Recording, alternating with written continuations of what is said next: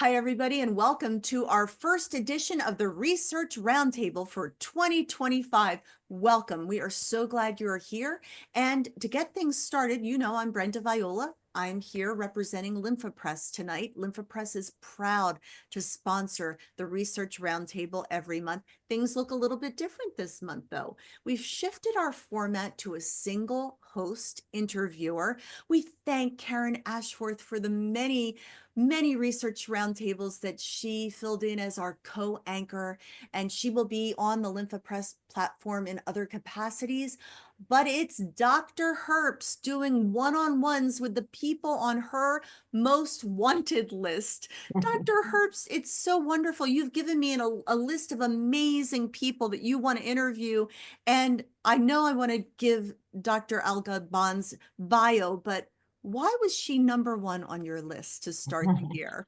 That's a great question. I just want to say Happy New Year, happy 2025. It's really exciting to have a new format and just to do new things and continue to evolve. Sara is one of my favorite people. I've known her since 2016, and she is just a pioneer in the field of lipedema, and everyone who knows her feeds off her excitement for lipedema and her little adipose stem cells that she calls her babies. And she just makes it so much fun to not only be around her, but to do science with her. And so we get to be flies on the wall and watch this brilliant interaction. The rules are the same. Definitely use chat. Let us know you're here. I see so many wonderful names already. Lisa Lugo and Casey Grosvenor and Cynthia Mason and so many other people. If you have questions, Dr. Herbst will be monitoring the Q&A. So don't put your questions in chat. Put them in the Q&A. We will definitely get to them. I do want to do a formal introduction, though, because we are so honored to have Dr. Sara Al-Ghabhan with us, a senior scientist with the University of Virginia, an experienced associate researcher with demonstrated skills in cell culture, molecular biology, fluorescent and confocal imaging, and so much more. Her research focuses on stem cell biology and regenerative medicine, adipose tissue disorders, cell-to-cell communication. A master's of science she holds in biochemistry from American University of Beirut.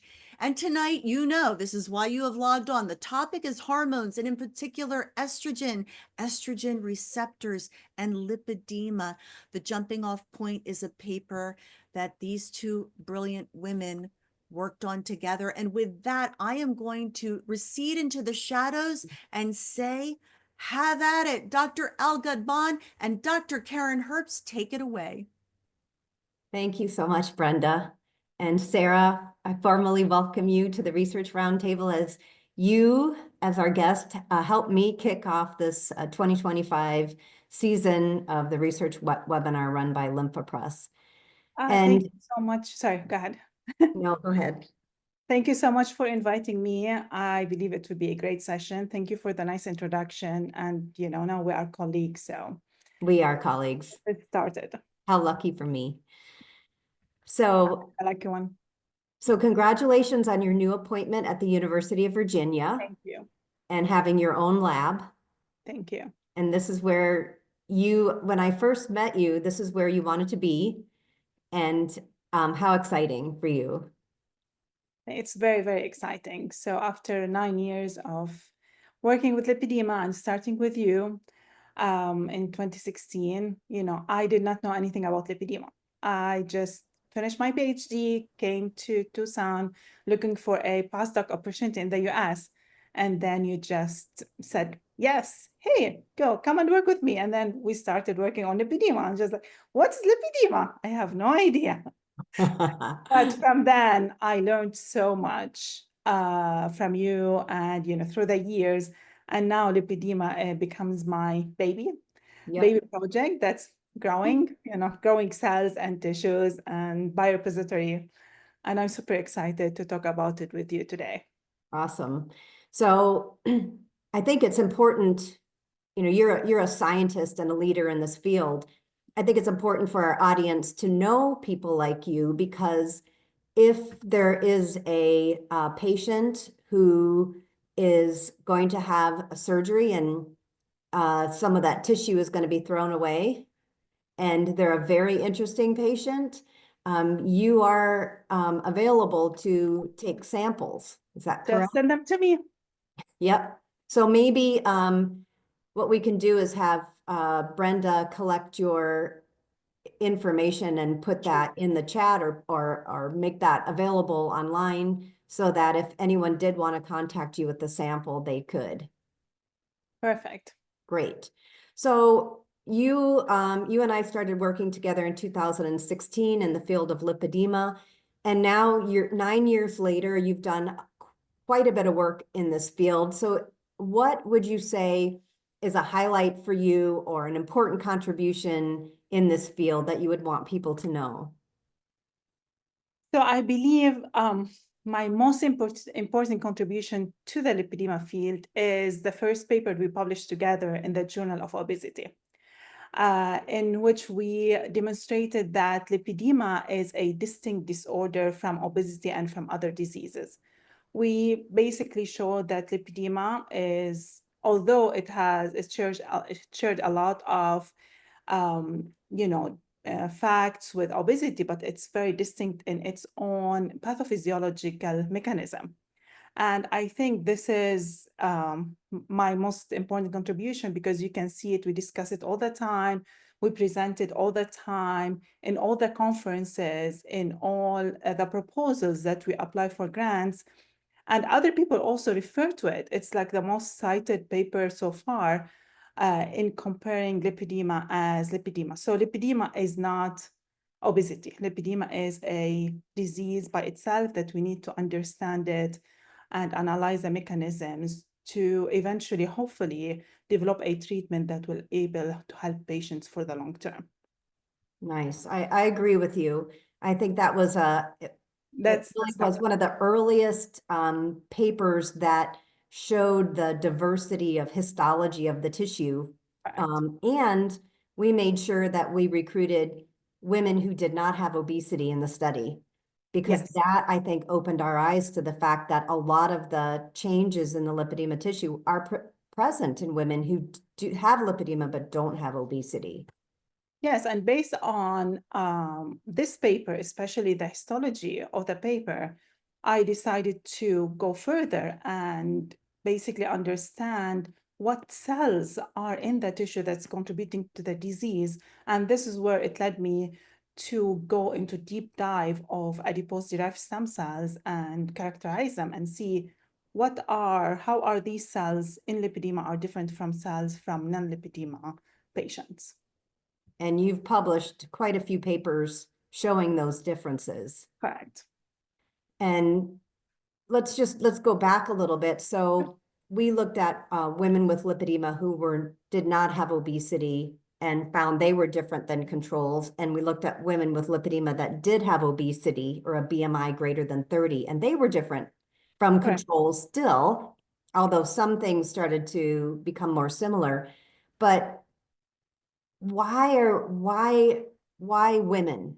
Why is lipedema present in women, do you think, and it doesn't manifest as often in men? So as far as we know, or we discovered over the years, that lipedema, it's predominantly occurs in women because it manifests during its hormonal changes, during the hormonal changes. So we always say like, oh, she did not have lipedema, but when she hit puberty, her body changes, especially her lower body. Or she did not have lipedema, but when she delivered, then her whole body is changing. So I think it affects women more because of the hormonal fluctuation in the body. And that being said, we know now that estrogen basically is an important factor in lipedema because it induces fat accumulation and fat distribution of the body. So estrogen basically affects the distribution between the upper and lower body. So also that's another factor we see in lipedema with women with lipedema. The other thing that I think of is that hormones are important in lipedema because also estrogen affect mast cells activation and inflammation. Mast cell, Mast MAST. cell activation, yeah. So estrogen can induce mast cell activation and inflammation. And these two things, we have seen it a lot in women with lipedema. So basically combining all these together, I think lipedema is a hormonal disease, and not only a hormonal disease, but hormone is one of the factors that basically triggers the onset and the development of lipedema. So that is, I think that might be kind of a newer concept for people. And that is that estrogen activates part of the immune system. And I think most people in our audience and many, many patients are starting to understand that mast cells are an important part of inflammation. So let's bring GLP-1 agonists into the picture. Yes, that's my favorite thing. So you give a woman with lipedema GLP-1 agonist. What do you think is happening? I think given women with lipedema, GLP agonist will help will help these women because we know GLP-1 decrease the appetite, manage the weight. Also, it decreases the insulin because we know women with lipedema have insulin resistance. So it decreases insulin. And in total, it's if you decrease insulin, decrease the weight, you are managing inflammation. So you go ahead and decrease inflammation. So it acts as an anti-inflammatory kind of drug. And also, in addition to that, when you decrease body weight or increase the weight in women with lipedema, it kinds of their weight balances between the lower and upper extremities. So it makes them feel like more happy. They go to work, they don't have physical hindrance anymore. But I think GLP-1 is beneficial for women with lipedema. I don't know if you add estrogen to that, what will happen as a new medication, which I am really very interested in exploring it in my research. If you do estrogen treatment with GLP-1, how that will basically maybe help women with lipedema. It might not help them, but it's just like one of the things that I want to explore in my research. So if we look at puberty, for example, there's a revving up of sex hormones, but during menses in women, that's a big inflammatory period, so to speak, of time, right? So, and a lot of women experience, cramping and pain, and that's due to inflammation. So in that sense, GLP-1 would help around the time of the menses. And then at the time of menopause, that's when estrogen and androgens come out of balance. And women become more like men and they become more inflamed. So I could see how GLP-1s would help there. But during pregnancy, that's a very a protected environment, right?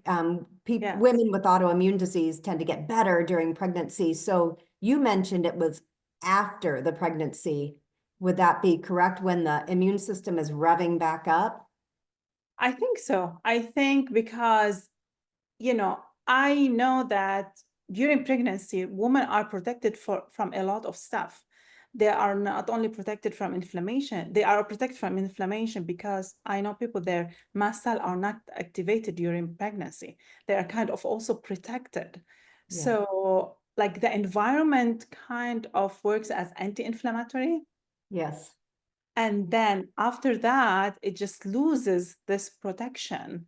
And then everything is just shoots up.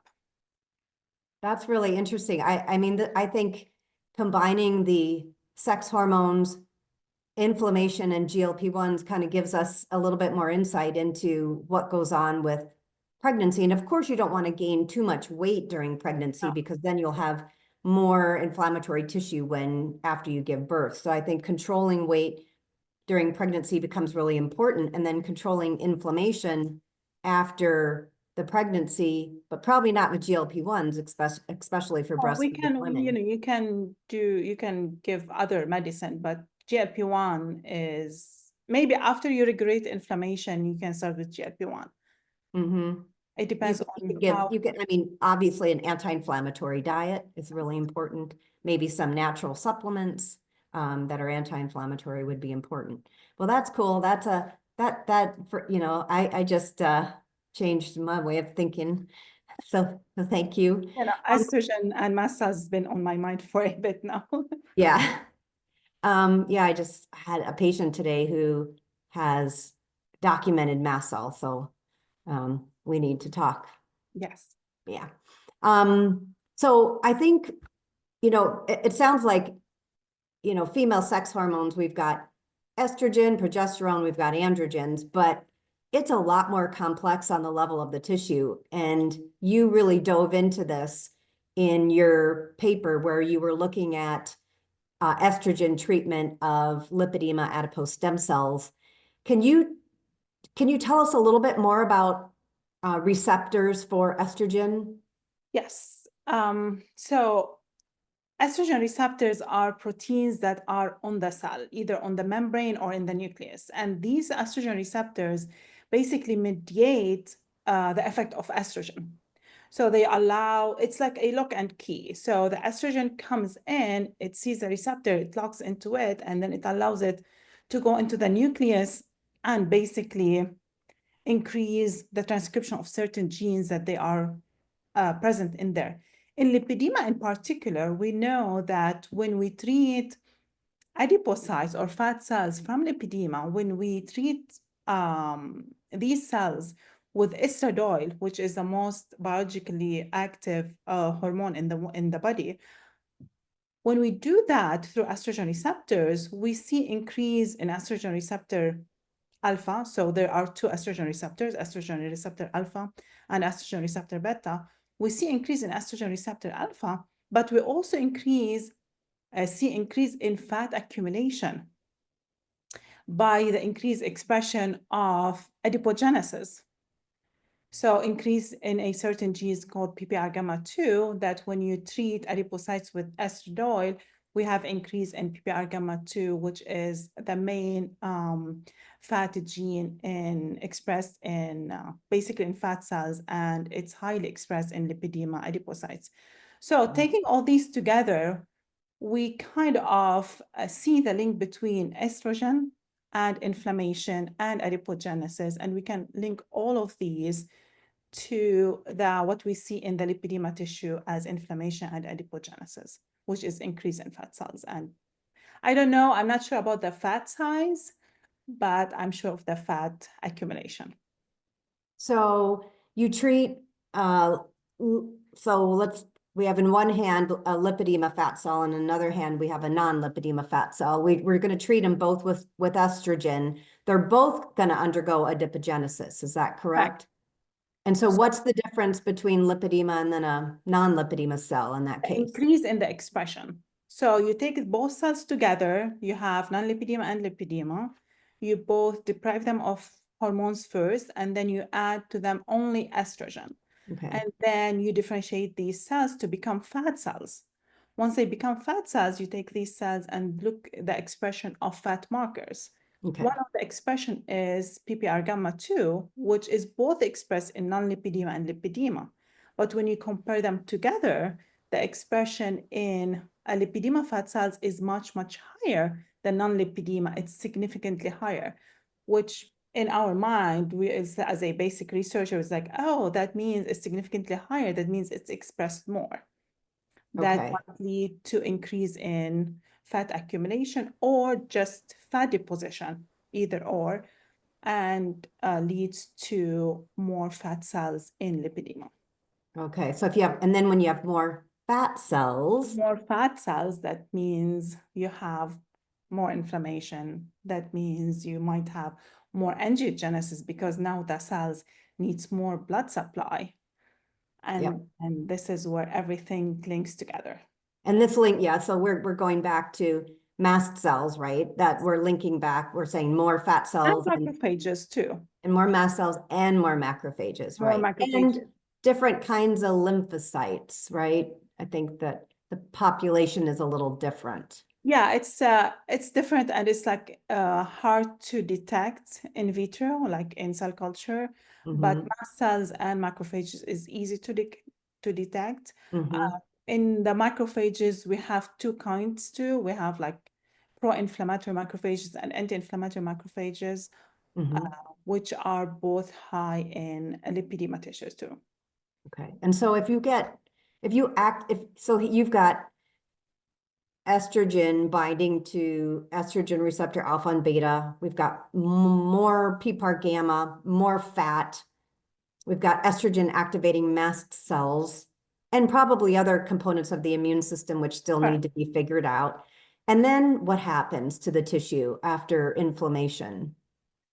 So we believe that when you have inflammation and adipogenesis, the whole structure of the tissue is changing, like it's remodeling, because we see angiogenesis and sometimes, most of the times, we see fibrosis. So we see a lot of collagen deposition. So Mm-hmm. the whole tissue is remodeled, as if you are just like trying to squeeze adipocyte from here, try to add to that macrophages. So they are messing up that tissue structure, and it's allowing it to be like the adipocyte might not survive, or they become either hypertrophic or they die. And the lymphatic system, when it comes into the play, cannot clear enough the debris that is resulting from inflammation and angiogenesis in the tissue. So a lot of things, comes after inflammation and angiogenesis, which is like downstream effect probably of hormonal imbalance, which is, increase of estrogen. So you mentioned angiogenesis. I think I can sum up and correct me if I'm wrong, but I'm sorry. estrogen is really important in vasculature. Correct. And from my reading, and I think this is during the time that we were working together, that too little estrogen is not good for blood vasculature, and too much estrogen is not good for blood vasculature. There's a sweet spot. And yet women go through a menstrual cycle where their estrogen goes up and down, up and down, up and down. So their vasculature is changing throughout the 28 days of their cycle or so. And this starts to go awry in lipedema tissue. So you get more, when doing the biopsies on the lipedema tissue, I remember the day we were looking under the microscope and we looked at we had a friend come by and donate a sample. Yes. And we were looking at her tissue and we said, what's that? And it looked like an angiolipoma in the tissue. And angiolipomas are fascinating structures. And the fact that we were seeing angiolipoma-like tissue from a lipedema biopsy was incredible. And then you went back and looked at every single sample, and you found that 30% had these weird angiolipoma-like structures. What role do you think, why is that? Where are those coming from? How are sex hormones involved in that, or are they? So what was very interesting in that study we did is that these are from non-obese lipedema women. So there is no way we can say like obesity affected angiogenesis. I would say probably estrogen again increased the fat accumulation in the body, which pushed them to need more blood vessels in the tissue, more supply. Mm-hmm. This is basically now, since we are going back to discuss the data we have seen, I think this was one of the important thing we observed. I think estrogen, or like hormone in general, are increasing fat accumulation, increasing the production of fat cells. So the fat cells are increasing. So they needed more blood supply. So we have more angiogenesis. But what the tissue did not anticipate is that when these blood vessels are giving nutrients to the adipocytes, not all the adipocytes are healthy. So it becomes the issue of leaky blood vessels, which Yeah. induces inflammation. It's kind of egg or chicken story. But now, since we are trying to link everything together, I think this is how it started. By estrogen inducing fat cells inducing angiogenesis like affected adipocyte hypertrophy. So the cells becomes more hypertrophic, adipocytes become more hypertrophic, but the tissue, the environment is not healthy for them to thrive or have like to thrive. So they just become necrotic, they die. And then when they die, they basically recruit macrophages and mast cells to them. So mast cells, they secrete 1,000 different mediators, but one of their secretions is histamine, and histamine causes dilation of blood vessels. And so mast cells live, they live in the skin, in the gut, but they also live around blood vessels. So this do is you another, think that could be like a little marker of, mast yeah, cells? I think we found the missing link. Like if we have dilated blood vessels and we have mast cells, here you go, you are linked together. So I think there is a link. Yeah. So in that paper, you went on to examine not only the blood vessels in the fat tissue, but you looked at the blood vessels in the skin. Yes. And we used to say skin is a window, to the body. And it seemed kind of weird, I think, at the time for us to be doing skin biopsies, but we did. And what did you find about blood vessels in the skin in lipedema? So what we found, it was very interesting. We found that so the skin is 3 layers. It's like the epidermis, the upper layer, the dermis, and then the subcutaneous fat. So this is how we classify it. We always looked into the fat and maybe some dermis to see blood vessels and lymphatic vessels. But when we looked into the epidermis, we've seen also blood vessels going up the epidermis. So we kind of seen like invasion into the epidermis. And also we have seen that the epidermis is thicker. So if you look at the size of the epidermis in non-lipedema versus lipedema, in women with lipedema, they have like thicker. Remember, they were thick and they're just like weird epithelial cells on the top, and they are having their own blood vessels. It seems like that. So it seems that angiogenesis is also occurring in the skin, not only in the fat. And to us, it was like fascinating idea, but we did not dwell into it, just we reported it. But after we report our study, there's another study by EPA showed that we have a thickness in the skin too, and then increase blood vessels. So, and then your work with Marisol too showed we have increase in blood vessels and dilated blood vessels.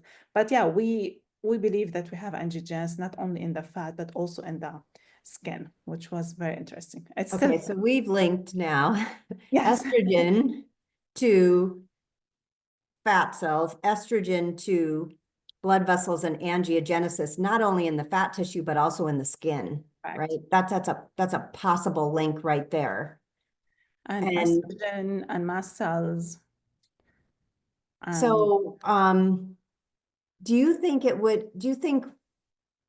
one place that we're going is to block the action of estrogen?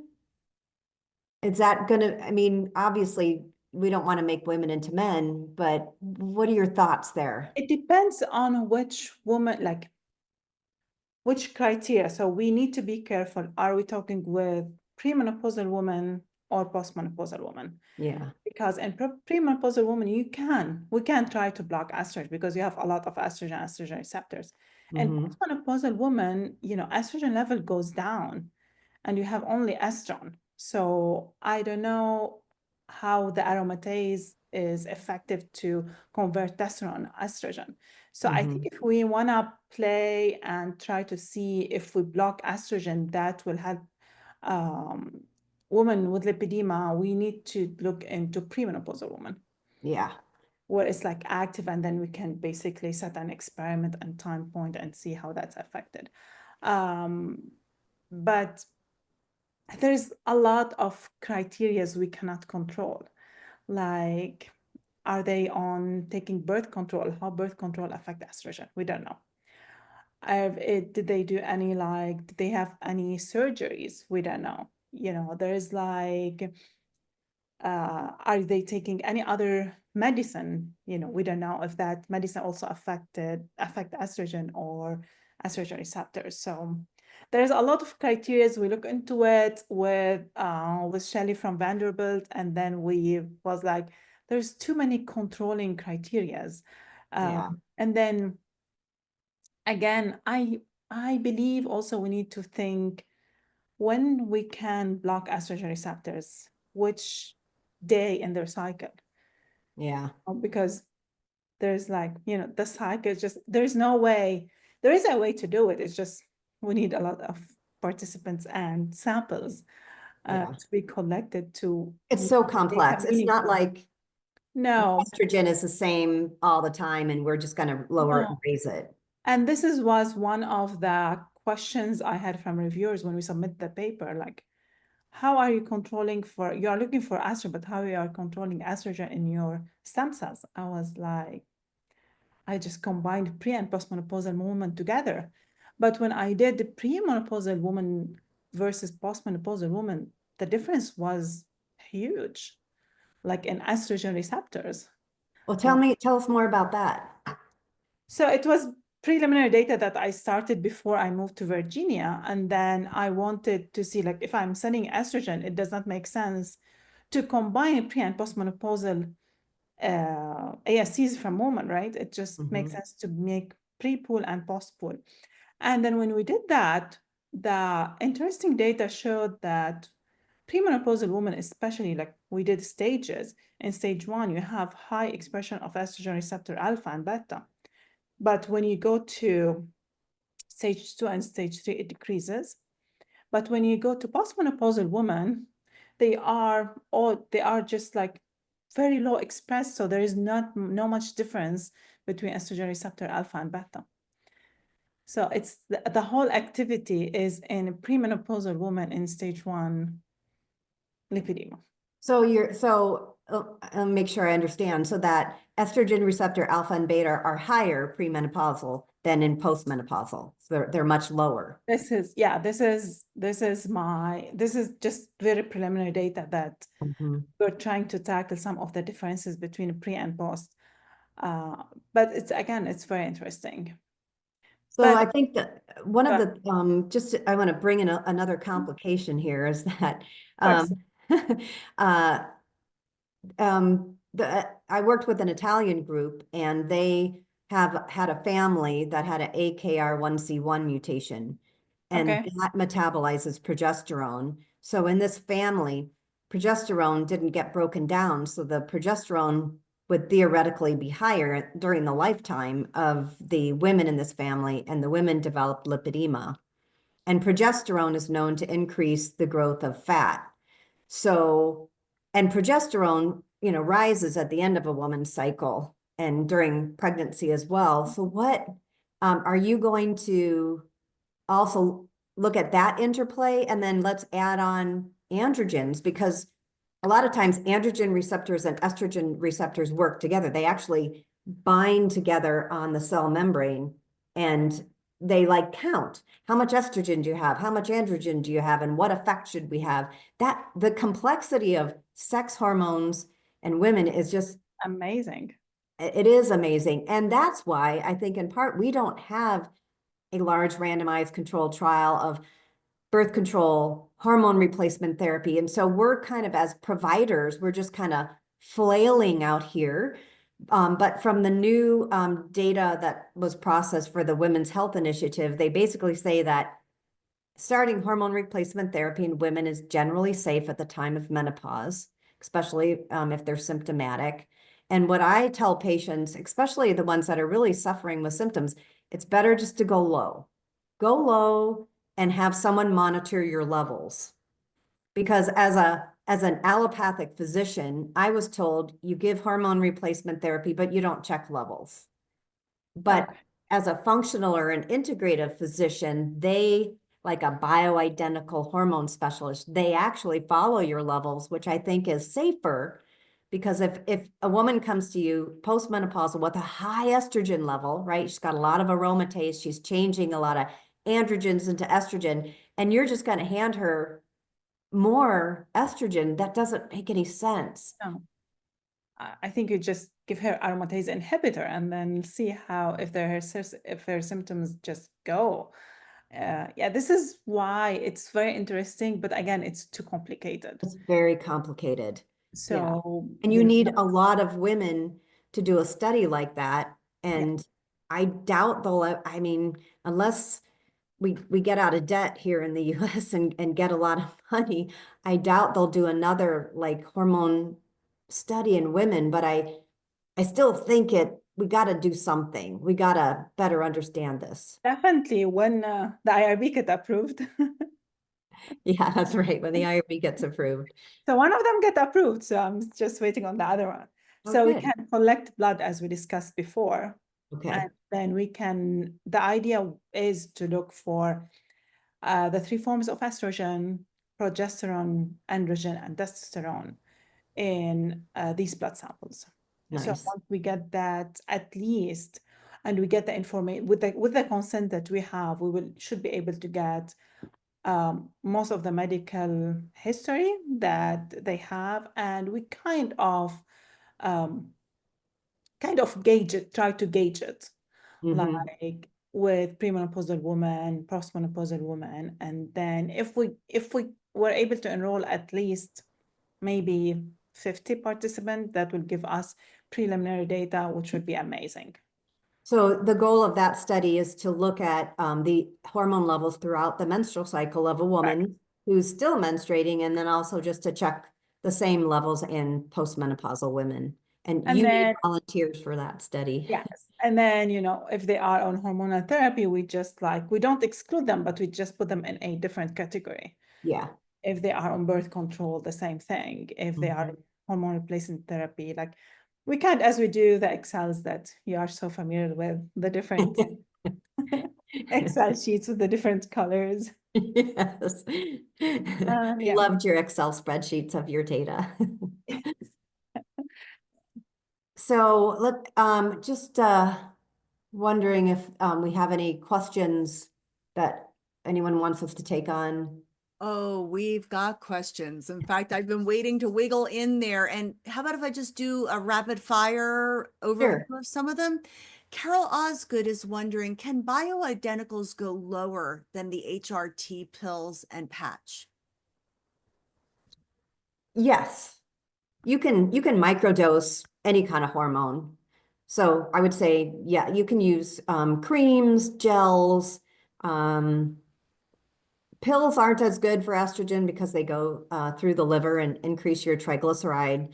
But yeah, creams and gels you can microdose easily. I'm sure there's other ways of doing it too. So Vaginal. speaking about cream, Linda Ann Kahn, we love you, Linda. We're so glad Love you, Linda Ann. tonight. How would low dose vaginal cream of estradiol, did I say that properly? Estradiol. Estradiol affect postmenopausal women who have lipedema stage 1 or 2? Should progesterone be used as well? Usually the vaginal estrogen cream doesn't get into the body very easily. But again, we have no idea, especially in women who have connective tissue disease and might have different connective tissue membranes than women who don't have lipedema. So I would still want to measure estrogen in the blood. And if you are getting a significant amount of estrogen in your blood, when you use a vaginal estrogen, then you would want to balance it with a progesterone. But in most cases, at least what the studies have shown, you don't need to do that. But it's always a concern, and we should be careful with our lipedema women. Yes. And by the way, I'm just doing rapid fire here. Feel free to jump in, Sarah. You said I could call you Sarah, and I appreciate that so for sure. much. Jacqueline Munaretto, I think that's the correct pronunciation. We talked about lipedema. Her question is, does estrogen impact lymphedema? And you're nodding, Sarah. Yes. I think estrogen also affects lymphedema because estrogen induces kind of water retention in the body. If you have very high estrogen, it kind of induces like fluid retention, and then that leads to swelling and basically lymphedema. And we can add that there are more women who have lymphedema than men, and that certainly points towards the sex hormones. And we know that estrogen affects blood vessels. It also affects the lymphatic vessels The too. lymphatic vessels too. Maybe we should add it as criteria to our study. Maybe you Add should. lymphedema. Add lymphedema. Why not? I mean, we think it's a spectrum, right? Lipedema is on the definitely. lymphedema spectrum. And then you've also got, I think you guys need to know if they have vein disease too, because leaky Yes. vessels, leaky veins, I think they're affected by estrogen as well. So Cynthia Mason asks, can postmenopausal women with very low estrogen still have lipedema progression? Absolutely. So estrogen is not the only driver of lipedema. And Sara kind of alluded to this earlier. It all comes down to inflammation. And it's a kind of a subclinical inflammation. There's not you don't have a fever, your white blood cell count is not elevated. It's all within the tissue. And it's a lot of times it probably involves mast cells and macrophages and also changes in other immune cells. So we really think it's due to changes in the immune system, and there are estrogen and progesterone receptors and androgen receptors on immune cells all over. And as we know, for GLP-1s, there are GLP-1 receptors on immune cells and not on adipocytes and not on liver cells. And we had a couple of endocrinologists on the webinar who were actually discussing that. So I think even if you have no estrogen at all, you can still progress in your lipedema, especially from inflammation.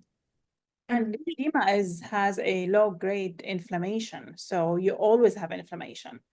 It's just how you control it, and it flares up for anything, for a mast cell reaction, increase in histamine, increase in any of the cytokines and pro-inflammatory cytokines that happens in the tissue. So you might, unfortunately. Any driver of inflammation can then worsen lipedema, like surgery can. That's why I have to really be anti-inflammation after surgery, really control it well. A car accident could do it. And we talked a year or two ago on this webinar about how stress and depression also increase inflammation. I was about to ask you, do you think anxiety increases inflammation in lipedema? I would say, yeah, that's really yes. I would say yes. And anxiety is tightly linked to hypermobile joints. And we know that a lot of women with lipedema have hypermobile joints or hypermobile tissue. So how about if woman has anxiety and sleep apnea? Oh boy, that's a double whammy. I mean, sleep apnea is a hidden disease. I think that a lot of women with lipedema may have sleep apnea and they don't know it. And if it goes untreated, it increases insulin resistance. So yeah, anyone with lipedema with fatigue should be tested for sleep apnea. I want to jump in here too, because the big problem, and so many of our wonderful patients are getting denied their insurance for the GLP-1 agonists, and the FDA just approved Zepbound for the treatment of sleep apnea. Sure So did. the hope is that some of them may be able to get insurance coverage to help them. So Yep. I got really excited about that. One of our wonderful panelists on the Lipedema Patient Roundtable, you touched on her question, and I heard you say HRT as low as you can go. But I want to read her full question, because Patty Cornu is a leader of thousands and thousands of women with lipedema. And her question is specific to late stage. Since menopause, her lipedema has taken a massive shift. more hypermobility, more lipedema nodules, more pain, fatigue, and many late-stage patients are sharing the same. Loss of mobility ramps up, more inflammation, and the way she put this breaks my heart. It feels like a storm is brewing in our bodies. Is it all due to the loss of estrogen? And then her follow-up question is, does HRT help, or is that of concern? So I will leave you with that, but we feel you, Patty, and we know you want to help and help yourself and all the thousands of women that are looking to you for hope and help.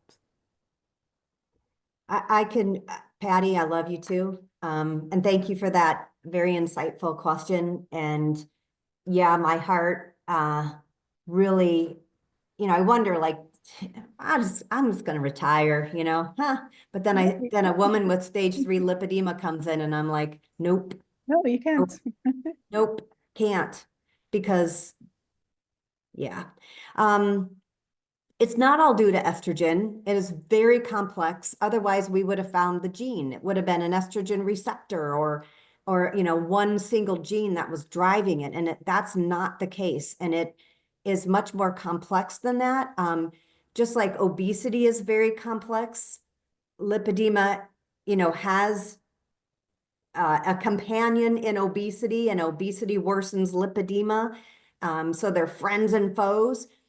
And so it's a very complex gene set that's involved, and then you add in the toxicity of environment.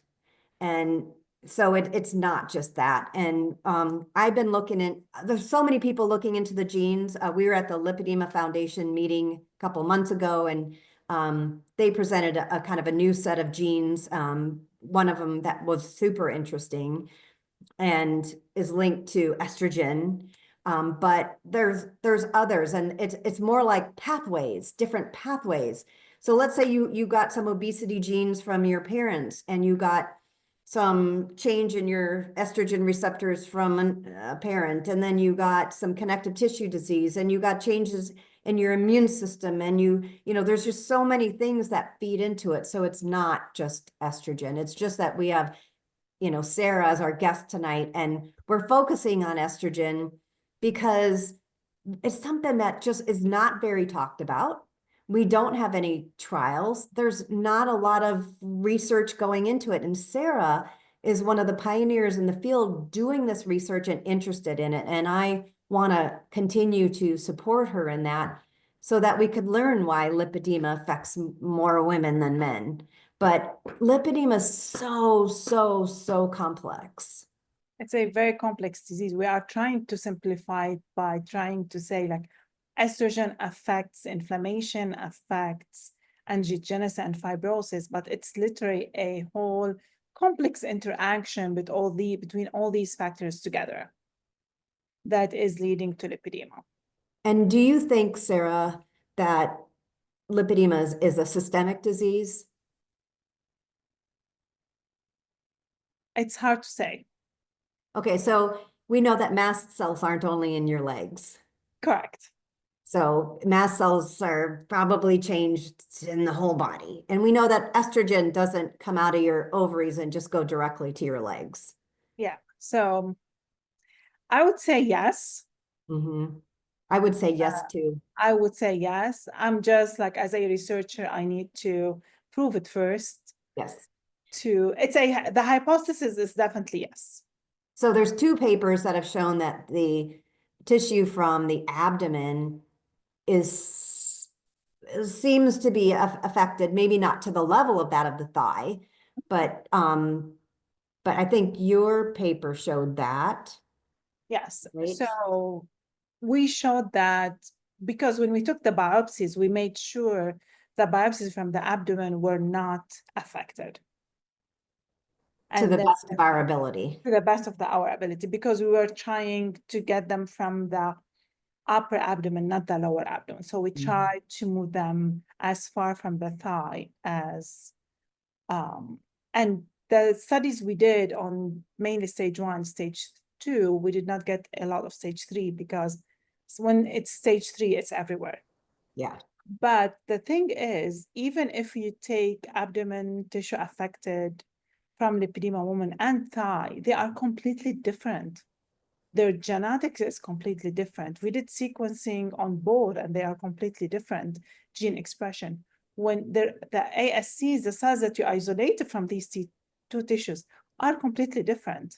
Mhm. So even if they are normal or, you know, affected or not affected, comparing them to the thigh, it's a completely different word. And Yeah. remember, we wanted to do that, add to that to the arm too, but it was Yes. like, it was a completely different beast to deal with. So it's, the human body is so fascinating.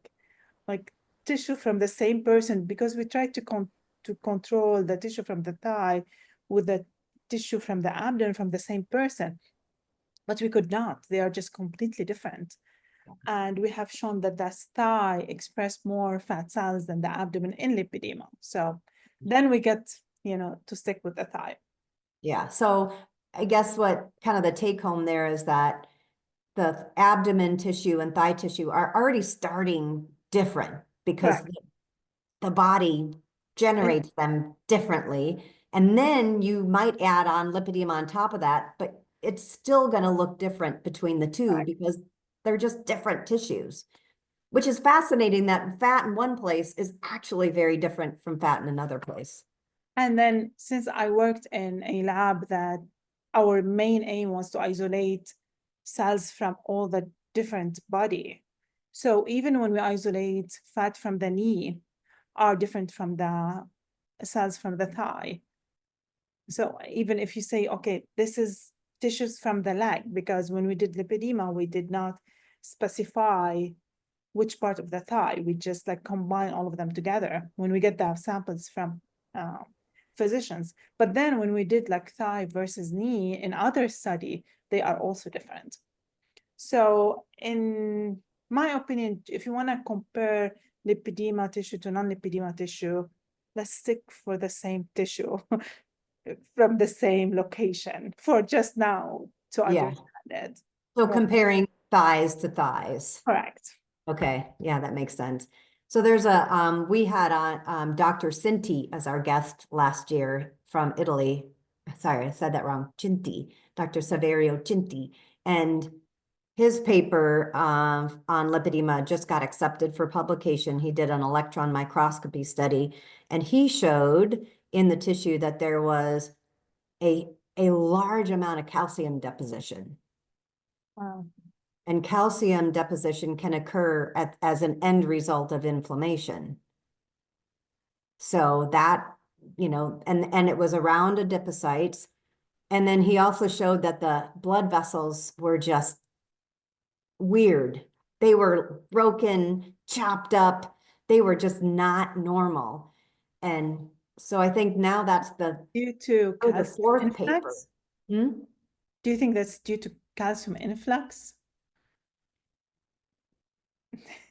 Maybe. Don't know. So I do know that, you know, when cells want to communicate a signal downstream, they'll release calcium, especially from the endoplasmic reticulum, right? In a wave.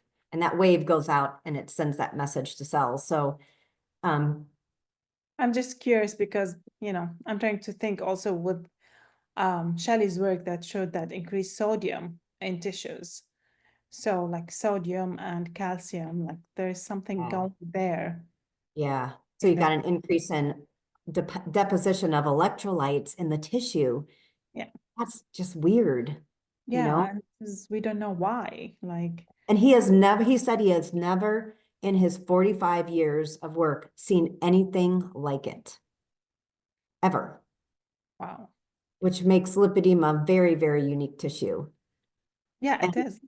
And I don't know, you know, I haven't looked into it further. I just was kind of waiting for it to get accepted for publication. But like what, you know, inflammation is, you know, lipedema is complex, but inflammation is super complex. Oh my gosh, the more I look into it, the more I'm just like, how am I ever going to figure this out? But let's say you have a different, so estrogen affects mast cells. Let's just stick with that. And is the end result of like mast cell inflammation, calcium deposition versus a B cell producing an antibody and generating inflammation?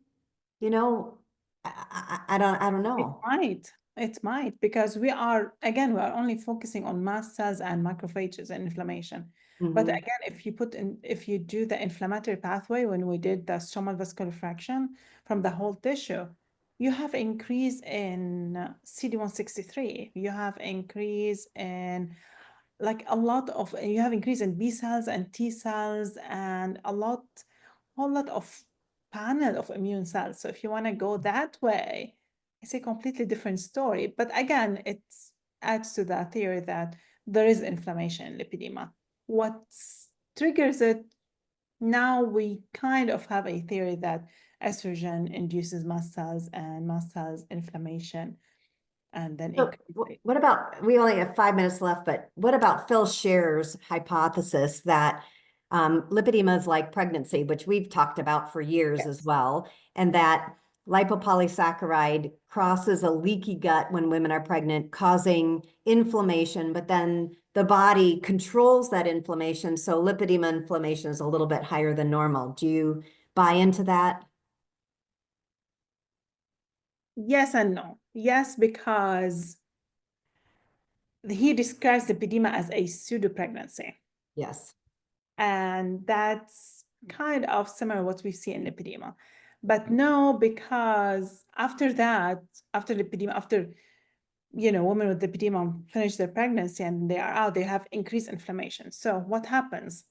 Yeah. So I think pseudo pregnancy is a stage of lipedema, which I agree that there is inflammation. And Mhm. I agree with leaky gut. And I agree that there is something inducing inflammation. If it's a leaky gut, okay. It's a leaky Mhm. gut that increases the toll-like receptors and then increases inflammation. Mhm. But it's and again, we also say like lipedema is a disease that protects you. So women with lipedema, they don't have diabetes, they don't have, or they have low level diabetes, or they have like low level of cardiac diseases. So it's kind of protecting it in pseudo pregnancy mode. Mhm. Then we don't know which stage it is. Yeah, it might be stage 1 and then it would be fine. But then if you progress to stage 2, then you have a full-blown inflammation. Yeah. Then you start developing non-lipedema fat along with it. And then you can't get rid of that either. And then adding obesity to that, it makes it more and more complex. So it's like complex, and then we're adding tower of complexity on top of each other. Yeah, it is. Towers. Yes. So I want to just go, we have one more minute. I wanted to go back and just, I was thinking about estrogen and blocking it, right? So there are there are foods that have estrogen antagonism as part of the food. And I wonder, should we be thinking about that in a good way, not like endocrine disruptors and chemicals in our environments and BPA. I'm not talking about that, but I'll give it a little example, for example.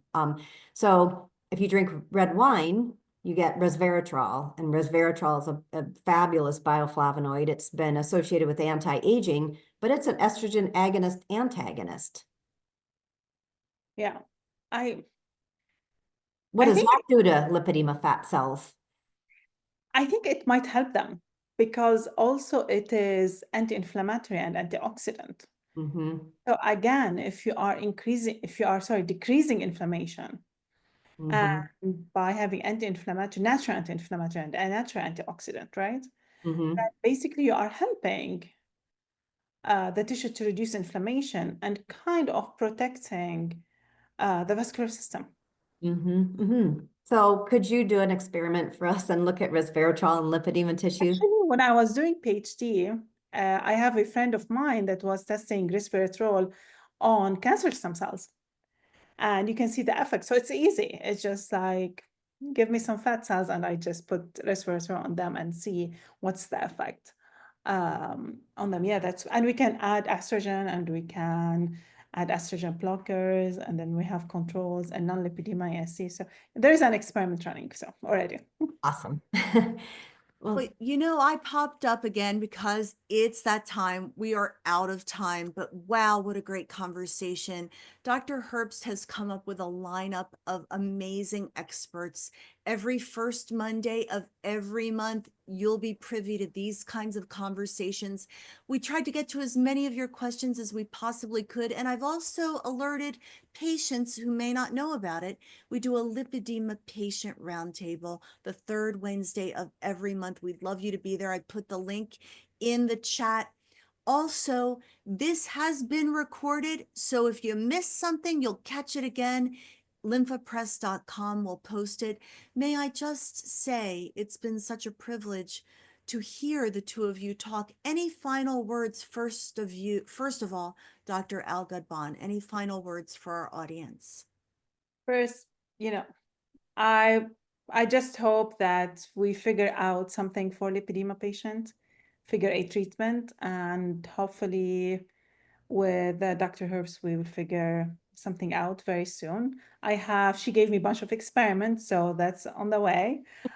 And then hopefully we'll figure something out for the patients. That's the most important thing. Yeah, I agree. I will just say that